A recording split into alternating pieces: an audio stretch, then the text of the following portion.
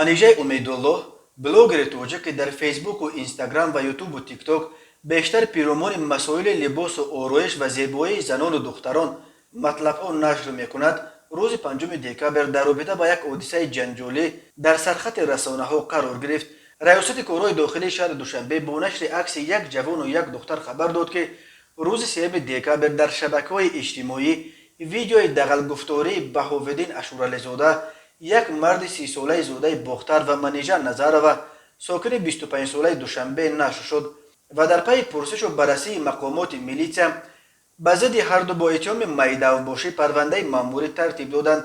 با قرار دادگاه اشورعلی‌زاده را به 5 شبانه روز حبس مأموری محکوم کرده دختر را 420 سامانی جریمه بستند. منیژه امیدالله شام 5 دکامبر در صحبت با پایگاه خبری بامداد گفت هم از جریمه شدنش ناراحت شده است و هم از اینکه عکسش را بدون اجازت او به مثل یک جنایتکار نشر کرده سبب ویران شدن نقشه ازدواج شدند.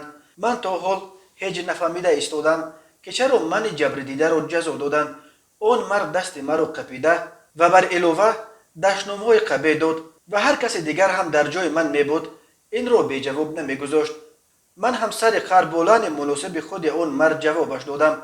من باید چه کار میکردم؟ خب می نشستم، در حالت خیلی بد قرار داشتم. اون لحظه وقت آنهایی که مرا میشناسند بعد دیدن ویدیو میگویند که هیچ گمان نداشتند که یگان وقت از زبان منیژه چنین سخنها را میشنوند. میگوید منیژه.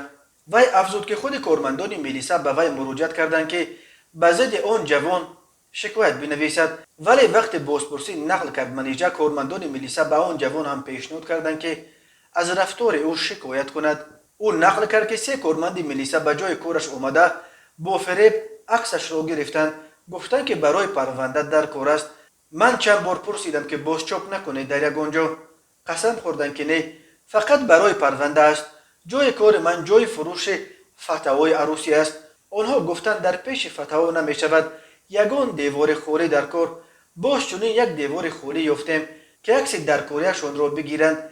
امروز بعد آن که عکس من چاپ شد اون 3 میلیسا هیچ کدامش به کله نمیگیرند و آنی که بی‌واسطه عکس گرفت میگوید به آنها فرمان شده بود که عکست را بیاریم، ولی به چاپش در سامانه ریاست وزارت کارهای داخله ما دخل نداریم.